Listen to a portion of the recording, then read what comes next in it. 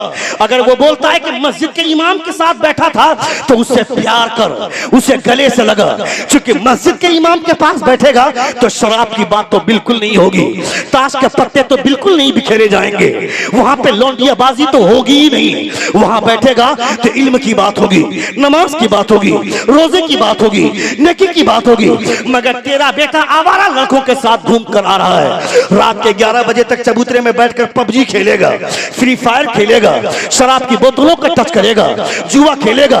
कल मुस्लिम की बस्ती की पहचान आसान थी और आज भी पहचान है। कल मुसलमान के जिस गली से गुजरते थे, मुसलमानों के बच्चों के सरों पे टोपियां देखने के बाद ये एहसास होता था ये मुसलमानों का मोहल्ला है, ये मुसलमानों की बस्ती है। औरतों के चेहरे पर नकाब देखने के बाद ऐसा लगता था कि ये मुसलमानों का मोहल्ला है। किसी भी घर के दरवाजे के सामने औरत बैठी हुई नहीं मिलती थी, ये मुसलमान का मोहल्ला है। मुसलमान की औरतें घर के दरवाजे पर बैठ करके अपने बालों को खोलकर जू नहीं चुनवाएगी, वो घर के अंदर रहेगी। मगर आज बस्ती की पहचान आसान हो गई है। मुसलमानों की बस्ती को पहचानना हो आसान तरीका, मोहल्ले में लड़के आवारा की तरह खेल रहे हैं, समझ लेना ये मुसलमान की बस्ती है। मोहल्ले के बच्चों की जबान पर गालियां हैं, समझ लेना मुसलमान की बस्ती है। नौजवान लड़के रात के 11-12 बजे तक कैरम बोर्ड खेल रहे हैं, समझ लेना मुसलमान की बस्ती है। पबजी खेल रहे हो, समझ लेना मुसलमान की बस्ती है। फ्री फायर खेल रहे हैं, समझ लेना मुसलमान की बस्ती है। शराब पी करके आवारा गर्दी कर रहा है, समझ लेना मुसलमान की बस्ती है। कहां थे तुम और कहां चले गए? मुहर्रम का महीना आ गया, तुमको अब तुझे नारे समझ में आ रहे हैं। इमाम हुसैन 1 महीने के लिए अपनी गर्दन नहीं कटाए, इमाम हुसैन ने तो क़यामत तक कुरान को सलामत रखने के लिए गर्दन कटाई है। नबी की शरीयत को मसल के आला हजरत जिक्र शहदाए करबला पैगामे करबला। तुम्हें शर्म नहीं आती है? उसी होंठ से शराब पीता है जिस होंठ से अल्लाह रब्बुल इज्जत का नाम लेता है। तुमने नहीं देखा हजरत ज़ुन्नून मिस्री रहमतुल्लाहि ताला अलैह रात के सन्नाटे में आप अपनी मस्जिद से घर लौट रहे हैं, देखते क्या है? एक आदमी रोड के किनारे पड़ा हुआ है, शराब के नशे में चूर है, किसी ने फेंक दिया है उसे, या नहीं भी फेंका तो गिरा हुआ है वो रोड के किनारे मैला कुचैला कपड़ा पहनकर, मगर वो अल्लाह अल्लाह की सदा लगा रहा है। हजरत ज़ुन्नून मिस्री के कान से अल्लाह अल्लाह की सदा बुलंद हुई। आपने करीब गए, आप करीब गए, जाकर कान लगाए तो देखा कि अल्लाह अल्लाह की सदा बुलंद हो रही है। मगर जब उसके करीब जाकर आप देखते हैं, जब उसके मुंह से शराब की बदबू आती है, हजरत ज़ुन्नून मिस्री को हैरत हुई। आप दौड़कर पानी लाए, पानी ला करके आप उसके चेहरे को साफ कर दिए, उसके मुंह को साफ कर दिए। क्या सोचकर कि जिसके मुंह से अल्लाह रब्बुल इज्जत का नाम लिया जा रहा हो, उस मुंह से शराब की बदबू अच्छी नहीं लगती। जोर से बोलिएगा, उसके मुंह से शराब की बदबू अच्छी नहीं लगती है। हजरत ज़ुन्नून मिस्री ने उसका मुंह साफ कर लिया। जब सुबह में आते हैं फजर की नमाज अदा करने के लिए, तो आप देखते हैं कि मस्जिद की पहली सफ में दाहिने तरफ के कोने पर एक नौजवान आदमी हालत क़याम में खड़ा, हालत क़याम में है, नमाज पढ़ रहा है। करीब गए, उसका चेहरा पहचाना तो देखा वही आदमी जो रोड के किनारे पर शराब के नशे में चूर था, शराब की हालत में पड़ा हुआ था रोड के किनारे, वही आदमी नमाज की हालत में खड़ा है। हजरत ज़ुन्नून मिस्री मुराकबे में गए और कहा, परवरदिगारा ये क्या मंजर है? इसे रात में मैंने देखा शराब के नशे में चूर है, मगर अभी देख रहा हूं कि नमाज पढ़ रहा है। खुदा गैब से निदा फरमाता है, ए ज़ुन्नून, तुमने उसे देखा शराब के नशे में गिरा हुआ था, तुम्हें अच्छा नहीं लगा कि उसके मुंह से मेरा नाम लिया जाए, तो उसके मुंह से शराब की बदबू अच्छी नहीं लगती है तुझे? तुमने उसका मुंह साफ किया, मैंने उसके दिल को साफ कर दिया। जोर से बोलिए, जोर से बोलिए।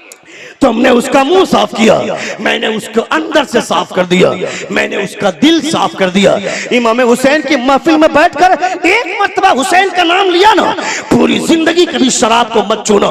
अगर शराब पीना अगर उतना ही अच्छी चीज, उतना ही अच्छा अमल होता तो यजीद शराबी था, उनके हाथ में हाथ दे देते, इमाम हुसैन तक क्या जाता? इमाम हुसैन के कदमों में रे की सल्तनत आ जाती, मिस्र की गवर्नरी आ जाती। मगर ये 2-4 दिन की गवर्नरी इमाम हुसैन लेकर के क्या करते, उस शराबी के हाथ में हाथ देते, 4 दिन की गवर्नरी आती। मगर इमाम हुसैन ने शराब वाले हाथ को छोड़ा तो अल्लाह रब्बुल इज्जत के प्यारे रसूल ने हमेशा हमेशा के लिए जन्नत की गवर्नरी हुसैन को अता फरमा दी, हमेशा हमेशा के लिए। नबी ये कौनैन फरमाते हैं, अल हसन वल हुसैन सय्यदा शबाबी अहलिल जन्नह, हादल हसन व हादल Hussain, these are the leader of the paradise. फरमाते हैं कि ये दोनों जन्नती नौजवानों के सरदार हैं। जब जन्नत की सरदारी मिल गई तो मिस्र की गवर्नरी लेकर के क्या होगा, रे की सल्तनत लेकर के क्या मिलेगी, कोई फायदा नहीं है। इमाम हुसैन ने शराब का हाथ छोड़ा। वो यजीद शराबी था, जुआरी था। वो जिस दिन आकर पहली मर्तबा तख्त पर बैठा था तो शराब के नशे में चूर था।